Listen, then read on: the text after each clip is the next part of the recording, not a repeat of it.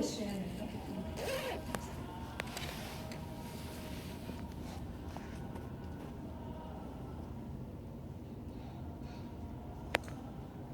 He knows that they are come to stay overnight. So it was well, when I come to stay overnight, every time we come, he see me, he said, Ping, I left some food for you in the refrigerator for you to eat. Then I opened the refrigerator, I said, why you leave the fish, the vegetable, and the soup for me? He said, I even have saved help for you.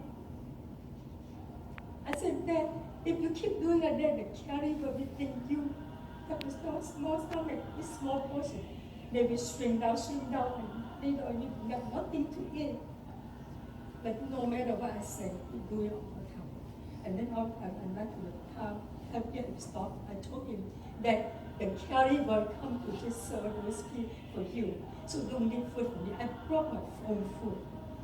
He said, okay. The night, a lot of time, when I come over, I used to go urinate like that many times, three, 4 times. So that's why I feel so uncomfortable when I come to people's house. I get wake up during the night all the time. I have the tendency, I always, when I go to urine, I come, open the door, pick and see what that's doing. If he's sleeping good, or he's still awake. Sometimes, if he's sleeping, then go back to my room.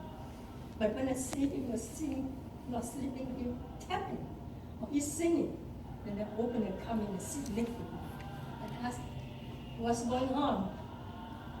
You have something? So he said, I'm singing some poem. And then he sometimes tell me about this and that, about his life. And I told him, the most lady I told him, Dad, do you know you have a very, very good life? At this age, you have people come to serve. You help you, the carrier will come 7 days a week.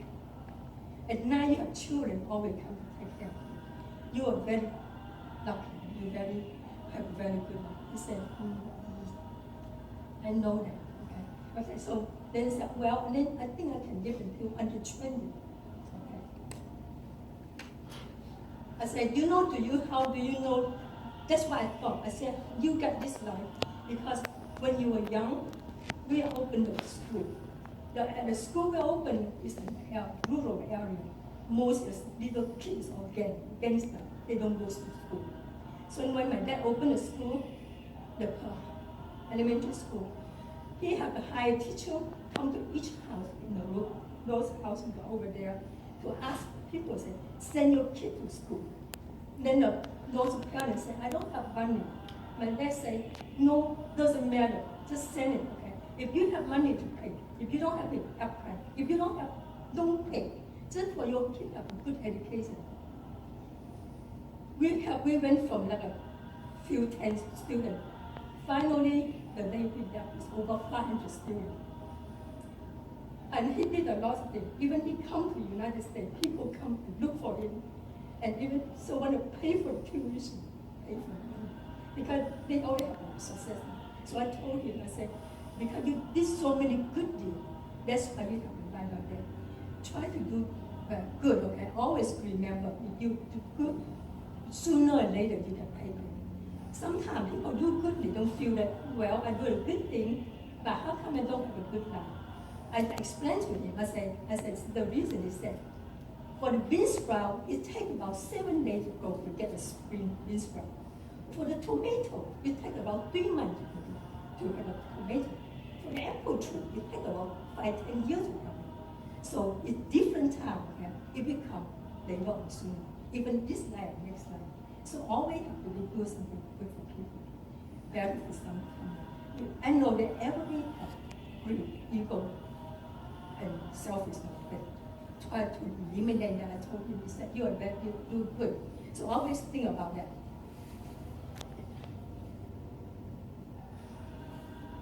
I said, most time, he said, okay. I said, sometimes he's complaining about something. I told him, I said, let's look at this way. I know one story.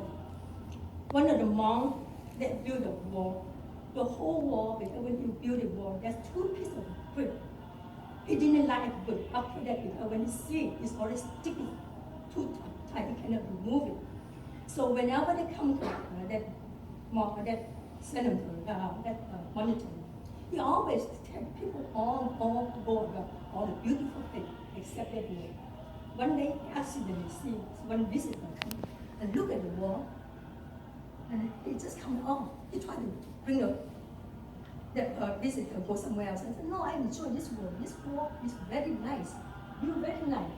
Finally, the monk said, you don't see that too big? It's not right up and not crooked. Then the visitor said, but I see the 98, the rest are all beautiful. When you look at people have good at that. Sometimes people don't know. So you don't always look at the bad thing. You have to try to dig and see the good thing of the person. Everybody has to be good. Sometimes you get messed something, you have to try to look at that.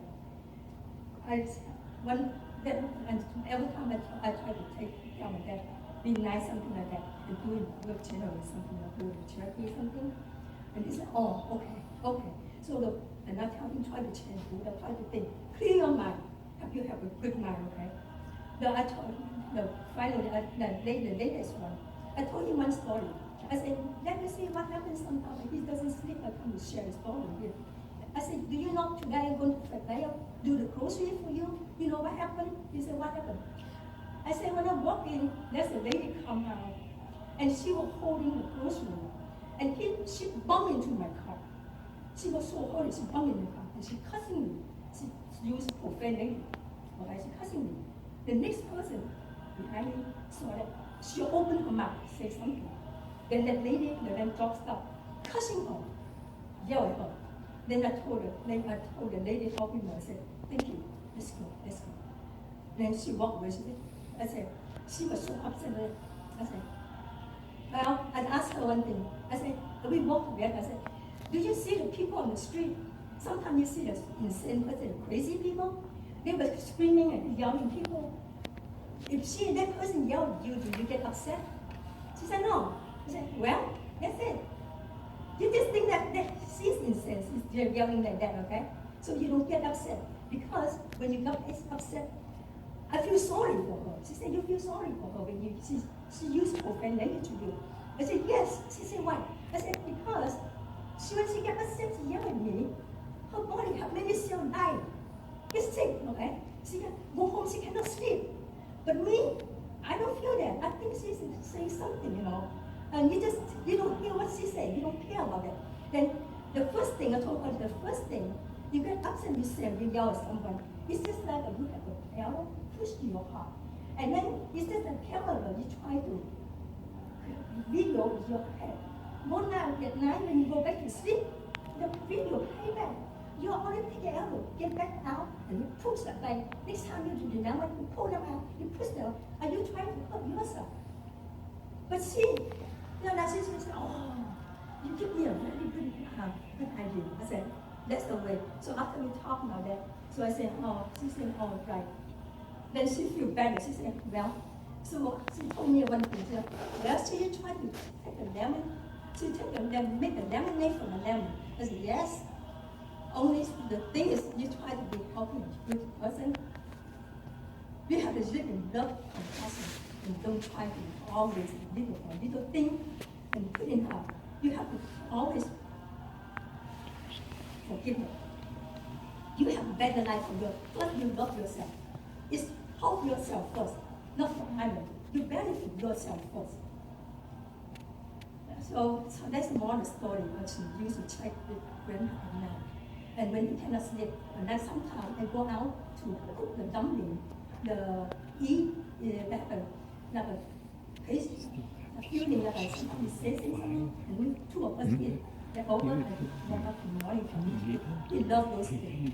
So we have a lot many. Go on, don't go on. So that's the way I tell grandpa. So he feel relaxed. Every time I talk to him something, he feel relaxed. And then I said, that now you can eat something, make meals, you need to eat.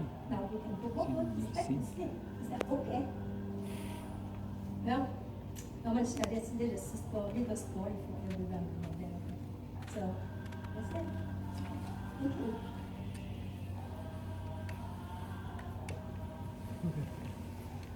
actually I didn't prepare anything, but my father's came from there. So I just want to play for you guys.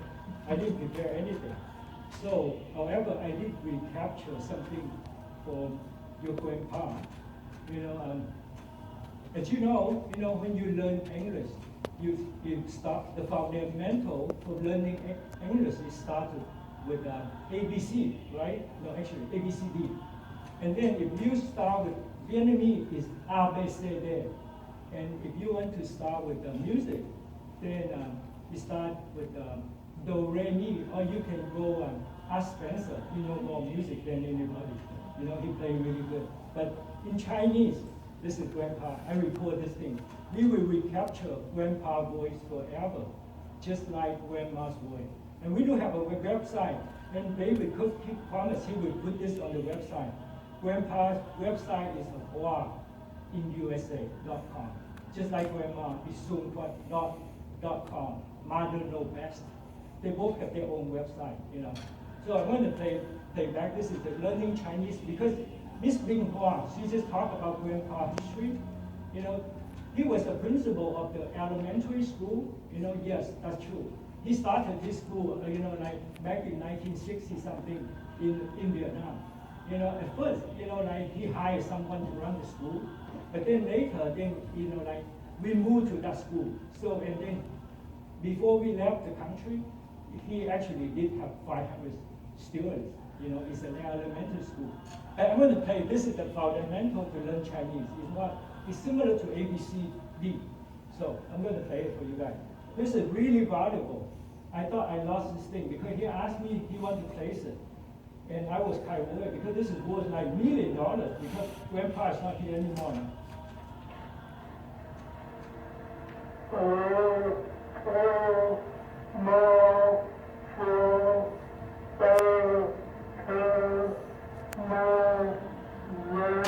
So, actually, there's so many versions of your grandpa, he read it. I will go through all them and pick out the best one for him.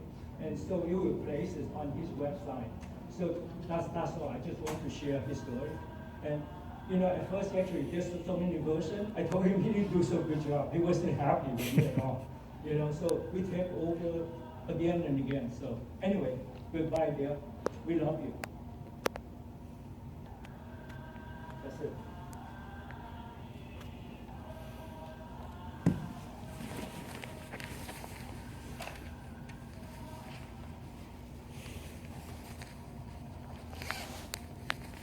Well, it's hard to see a very exceptional speech, a live story, and the recording of that. But for me, I am the youngest of the family. So I remember when in Vietnam, after a long day of hard work, Dad still put me on his lap and read newspaper. And from there, I think I learned the love of reading. And as you know, reading is knowledge, and knowledge brings you power. The power to learn for the rest of your life, and the power to love. So I want to say thank you to Dad for instilling the love of reading for me, and that made me the person I am today. And I love you, Dad. And,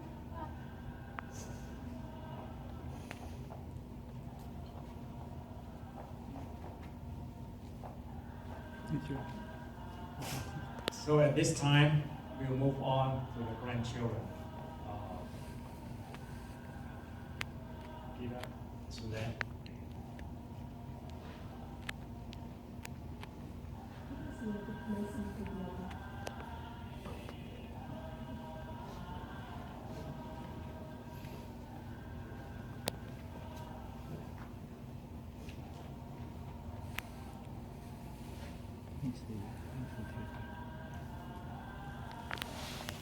Okay. Evelyn Kong immensely. Kong was an incredible person, and I will never forget his gentle soul and his generous spirit. He was the rock and patriarch of the family and will always be remembered for his selflessness and the sacrifices that he made for everyone here today.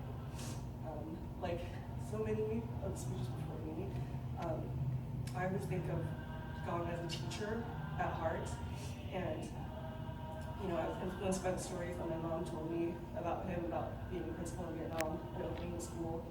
And some of my best memories are of going over to my Gong's house during the summer and pretending that I was one of his students. I remember that he was very resourceful, and I think he once took an old cabinet door and he turned it into a chalkboard so that he could give me and Peter lessons in Chinese. And actually, the recording that Ken played very much triggered those memories because it was a lot of many hours of kind of going through the Chinese alphabet sounds. I do sort of regret not applying myself harder in his lessons, but he did inspire me to take up Chinese at university. He was always so eager to share his knowledge, and he had a voracious appetite for reading about the news, acquiring new knowledge, mental stimulation, and I actually remember countless hours of just watching him play Chinese checkers, trying to figure out what was going on in that nimble mind of his. Or I remember that he would always be reading a Chinese newspaper in order to stay abreast of current events. I hope and think that we, his grandchildren, have made him proud through our accomplishments, and his legacy will live on for generations to come. I know that he is with us all today and in spirit and is at peace. Thank you, and I love you, God.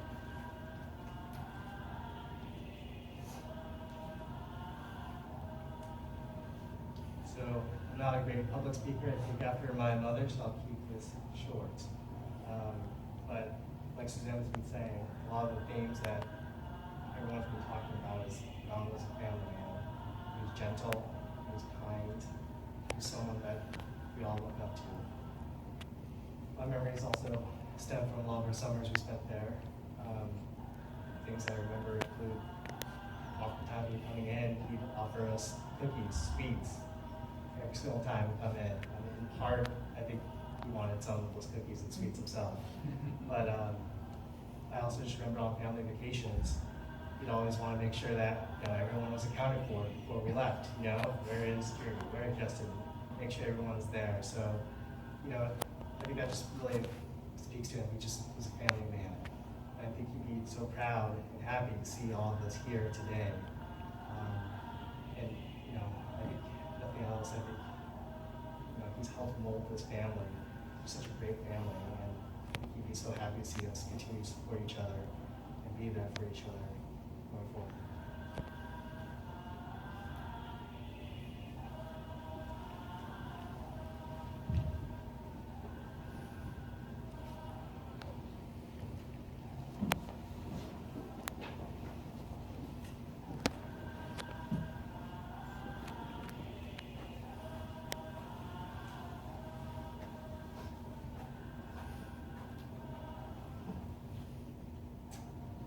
So I'd like to say a few words today on behalf of my parents and Justin, Amy, and Marion.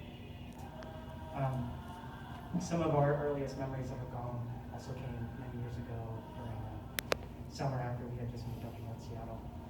And my parents were working and we didn't have childcare set up yet. So the grandparents' house became daycare for the summer.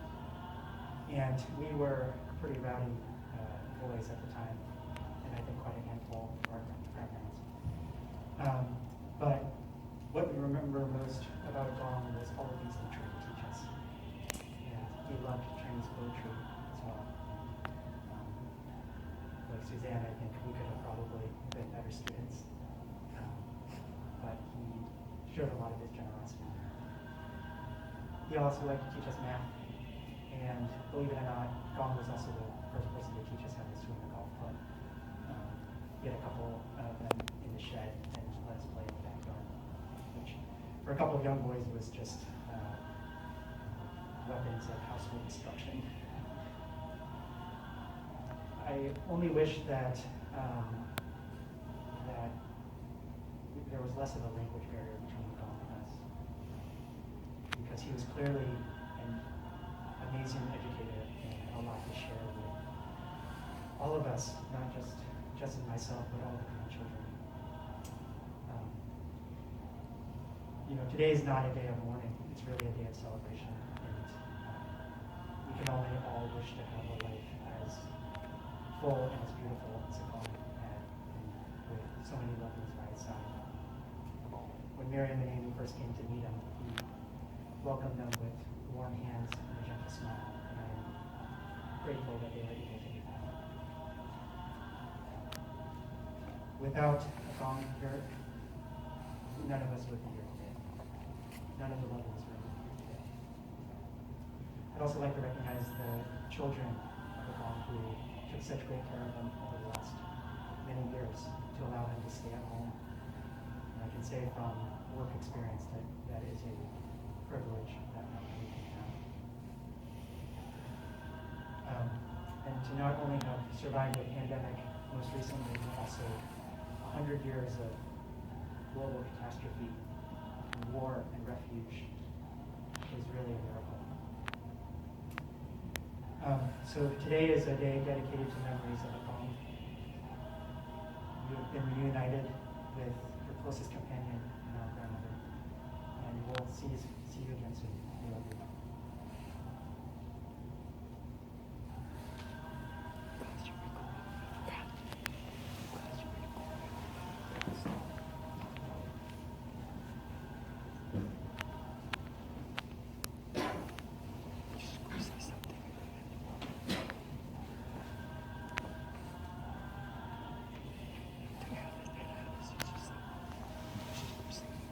Every summer we would come to Seattle and stay at Gong and Ma's house. And Gong would always come and greet us at the door with a really big hug. And we would sit down at the dining table and eat something delicious that Ma cooked for us. And Gong would always sit down with us even if he wasn't eating, and just made us feel really safe and at home. And sometimes when we got to Seattle in the summer, it would be late at night, and we would get in, it was dark already, and Ma and Gong were asleep, but then Gong would come out, even if it was really late, and he would give us a big hug and sit with us at that table, where he would usually eat his daily late night snack of cookies or crackers and warm milk. And again, made us feel really safe and at home. And I like to think that we, the three of us, got our love of snacking from Gong, sometimes late at night. So in the future, whenever I reach for the cookies or the crackers at night, instead of feeling guilty, I'm gonna feel safe knowing that Gong is sharing that snack with me from above.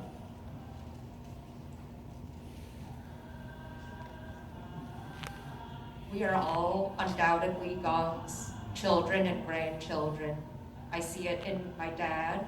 I see it in all the aunts and uncles and all the grandkids here. Gong's positivity and ability to, whoever is in his presence, make you feel very safe and just make you feel like everything's going to be okay no matter what hardships you're going through at that time. Something that I picked up from Gong, which I picked up from my parents, who surely picked up from Gong as well, is no matter where you're going, whenever you're going somewhere, he comes out onto the driveway with a smile, and he will stand out there and wave at you until you are completely out of sight. And I know it's because he wants to make sure that he's seeing you off and that you're safe and that you're okay. So even though Gong is not here with us today, no matter where we're going in life, or just if we're going to the grocery store, wherever we're going, he will always be there, waving at us, seeing us off, and making sure that we are safe.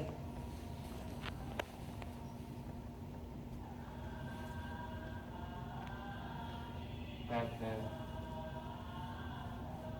I listened to Chinese music at Gong's house,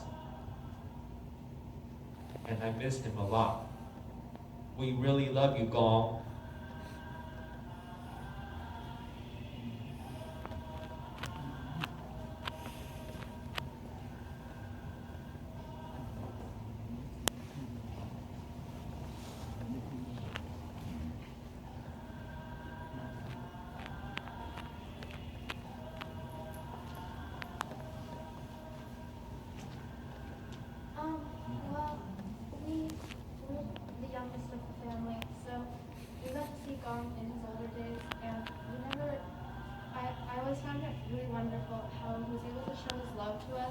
through actions instead of words due to our language barrier.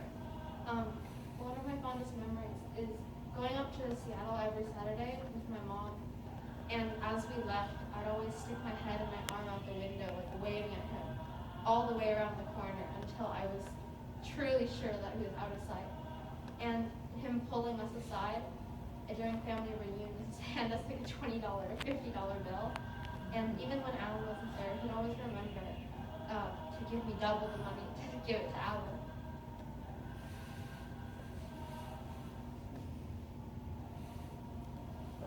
Sometimes when I went to visit, we'd have a tea set with the holes underneath to catch the tea and a bunch of little teacups, and he would always open up for me too.